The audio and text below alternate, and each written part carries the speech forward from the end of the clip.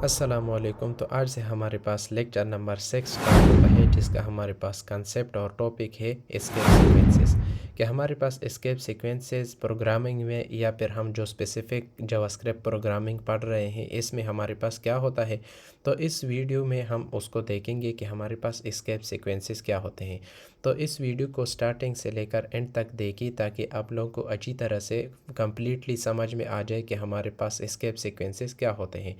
तो बिना time waste किए हम यहाँ पर विजुअल स्टूडियो कोड में वीएस कोड में आते हैं और पहले हम इसको समझ लेते हैं कि हमारे पास एस्केप सीक्वेंसेस क्या होते हैं और फिर इसको हम प्रैक्टिकल देखेंगे। जो हमारे पास फेमस हमारे पास है इनको हम देखेंगे और इसका काम हम देखेंगे कि ये हमारे पास किस तरह काम करता है। इनको हम प्रैक्टिकल भी देखेंगे। तो पहले हम इसको इंट्रोडक्शन कर लेते हैं एस्केप सीक्वेंसेस का। लेक्चर नंबर 6 से हमारे पास टॉपिक उसका है एस्केप सीक्वेंसेस इन जावास्क्रिप्ट और इसका इंट्रोडक्शन हम कर लेते हैं। Escape sequences are special character use in string. तो पहला इसका कंसेप्ट, पहला जो हमारे पास पॉइंट ये है कि एस्केप सीक्वेंसेस हमारे पास एक स्पेशल टाइप कैरेक्टर होते हैं जो कि हम इस्तेमाल करते हैं स्ट्रिंग में। स्ट्रिंग हमारे पास क्या होते हैं, ये जो हम डबल कोट में लिखते हैं इसको हम यहाँ पर जो भी हम लिखेंगे इसको हम बोलते हैं स्ट्रिंग। तो हमारे पास एस्केप सीक्वेंसेस हमारे पास एक स्पेशल टाइप कैरेक्टर्स होते हैं जो कि हम इस्तेमाल करते हैं स्ट्रिंग में। तो ये जो हमने डबल कोट या फिर सिंगल कोट में जो हम लिखेंगे इसको हम स्ट्रिंग बोलते हैं। Return with the back slash, जो कि हम बैक स्लैश से हम उसको लिखते हैं और to represent formatting are special symbol, जिससे हम रिप्रेजेंट करते हैं, फॉर्मेट करते हैं या फिर स्पेशल सिंबल को हम क्या करते हैं, रिप्रेजेंटेशन करते हैं। सिंपल वर्ड में मैं समझा दूँ, एस्केप सीक्वेंसेस हमारे पास एक स्पेशल टाइप कैरेक्टर होते हैं जो कि हम इस्तेमाल करते हैं स्ट्रिंग में और फिर इसको हम डिनोट करते हैं। हम इसको लिखते हैं, फर्स्ट हम बैक स्लैश लगाते हैं, एक हमारे पास स्लैश होता है, एक हमारे पास बैक स्लैश होता है। तो बैक स्लैश से हम लगाते हैं और फिर उसके बाद हम रिप्रेजेंट करते हैं जो हमारे पास स्पेशल टाइप हमारे पास सिंबल होते हैं। जिस तरह हमारे पास ये बैक स्लैश है और इसके साथ हमारे पास एन है, टी है और स्लैश है, सिंगल कोट है, डबल कोट है, आर है, बी है। तो इनको हम प्रैक्टिकल देखेंगे कि हमारे पास क्या होते हैं। फर्स्ट हमारे पास है बैक स्लैश एन। तो यहाँ पर इस तरह मैं कर देता हूँ, जो हम डिस्प्ले के लिए हम यूज़ करते हैं console.log और फिर उसके बाद हम डबल कोट में, क्योंकि मैंने अभी बताया कि हम इस्तेमाल करते हैं एस्केप सीक्वेंसेस को स्ट्रिंग में, तो स्ट्रिंग में हम इस्तेमाल करेंगे बैक स्लैश एन को। तो back slash n for example यहाँ पर मैं लिखता हूँ, यहाँ पर मैं फॉर एग्ज़ाम्पल मैंने लिख लिया हेलो वर्ल्ड। तो हेलो वर्ल्ड मैंने लिख लिया, तो इसकी जगह पर कोई और भी आप टेक्स्ट लिख सकते हैं, स्ट्रिंग लिख सकते हैं, लेकिन फॉर एग्ज़ाम्पल मैंने यहाँ पर इस तरह हेलो वर्ल्ड मैंने लिख लिया। अब हम बैक स्लैश एन को चेक करते हैं कि बैक स्लैश एन हमारे पास क्या काम करता है। अगर मैं इसको मैं डिस्प्ले कर दूं, इसको मैं रन कर दूं, तो हमारे पास हेलो वर्ल्ड आ रहा है। अगर मैं इस तरह कर दूं कि यहाँ पर मैं बैक स्लैश एन लगा दूं, बैक स्लैश एन लगा दूं, तो फिर हमारे पास क्या होगा, ये न्यू लाइन पर आ जाएगा। हेलो हमारे पास एक लाइन पर आ जाएगा और वर्ल्ड हमारे पास दूसरी लाइन पर आ जाएगा। किस तरह आ जाएगा इसको हम देखते हैं। तो यहाँ पर हमारे पास कुछ एरर है, इसको एक बार मैं किल कर देता हूँ दोबारा रन करने के बाद। अच्छा, यहाँ पर हमारे पास एरर इसलिए आ रहा है क्योंकि यहाँ पर हमने सेमीकोलन नहीं लगाया है। तो इसको लगाने के बाद यहाँ पर आप देख सकते हैं कि हमारे पास हेलो एक लाइन पर है और वर्ल्ड हमारे पास दूसरी लाइन पर है। बैक स्लैश एन हम इस्तेमाल करते हैं जब हम न्यू लाइन पर एक टेक्स्ट को हम न्यू लाइन पर लेकर जाते हैं। तो यहाँ पर हमारे पास बैक स्लैश एन हो गया। अब इसके बाद फॉर एग्ज़ाम्पल मैं एक और टेक्स्ट लिखता हूँ, फॉर एग्ज़ाम्पल यहाँ पर कि this is Java script programming. तो यहाँ पर फॉर एग्ज़ाम्पल इस तरह मैंने टेक्स्ट लिख लिया। अब मैं बैक स्लैश टी को देखता हूँ कि हमारे पास बैक स्लैश टी क्या काम करता है।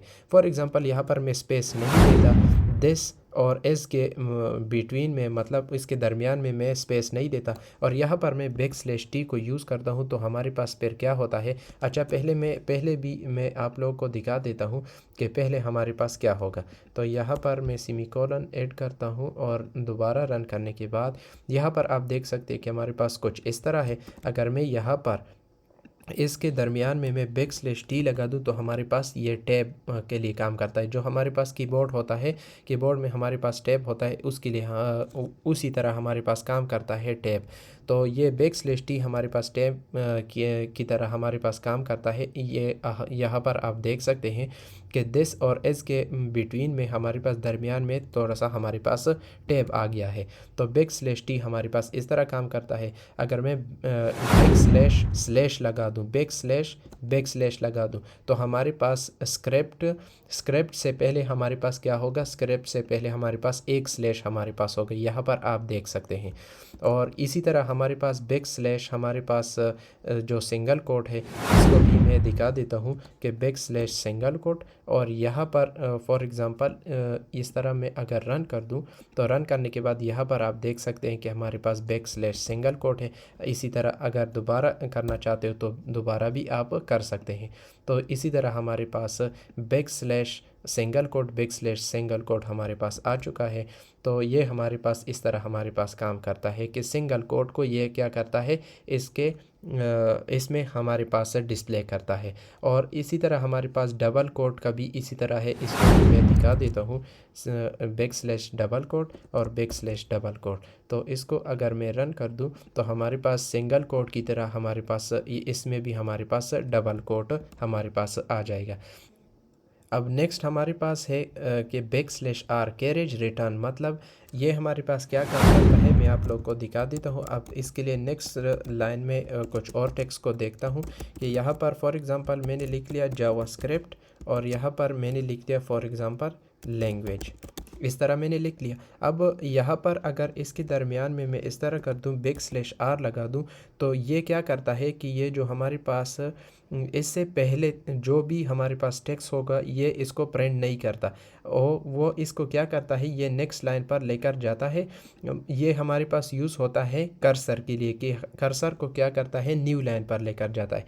अब इसमें हमारे पास इससे पहले जो भी होगा वो इसको क्या करता है, वो इसको डिस्प्ले नहीं करता, और ये जो लैंग्वेज है इसको सिर्फ ये डिस्प्ले करता है। किस तरह होगा मैं आप लोग को दिखा देता हूँ रन करके। यहाँ पर अगर आप देखें तो हमारे पास ये सिर्फ हमारे पास लैंग्वेज आ गया है।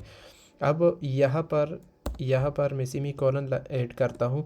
अब यहाँ पर नेक्स्ट हमारे पास जो हमारे पास है बैक स्लैश बी है, जो कि बैक स्लैश के लिए बैक स्पेस के लिए हमारे पास यूज़ होता है। यहाँ पर मैं इस तरह करता हूँ console.log, और यहाँ पर फॉर एग्ज़ाम्पल मैं इस तरह कर देता हूँ हेलो। और यहाँ पर एक और, या फिर इसी में मैं अप्लाई कर देता हूँ बैक स्लैश बी को। बैक स्लैश बी हमारे पास क्या काम करता है कि जहाँ पर भी आपने बैक स्लैश बी लगाया है इससे पहले जो भी फर्स्ट कैरेक्टर होगा इसको ये क्या करता है, इसको ये हमारे पास डिस्प्ले नहीं करता, ये इसको रिमूव करता है। तो अगर मैं रन कर दूँ तो यहाँ पर आप देखें तो हमारे पास हमने बैक स्लैश बी जहाँ पर लगाया इससे पहले हमारे पास एक हमारे पास एल था, एल कैरेक्टर था, तो इसको इसने क्या कर दिया, रिमूव कर दिया, और सिर्फ ये वाला कैरेक्टर एल इसने डिस्प्ले कर दिया है। अगर मैं इसको दोबारा रन कर दूं तो दोबारा रन करने के बाद भी आप देख सकते हैं कि हमारे पास एक एल हमारे पास है और एक एल को इसने क्या कर दिया है, रिमूव कर दिया है।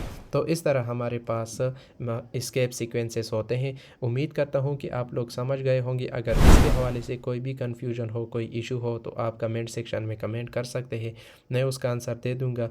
कोई भी आपके पास इशू हो, कोई भी आपके पास प्रॉब्लम हो, तो आप कमेंट सेक्शन में बोल सकते हैं, मैं उसका आंसर दे दूंगा। तो आज के लिए इतना ही, मिलते हैं नेक्स्ट लेक्चर में, नेक्स्ट वीडियो में। Thank you.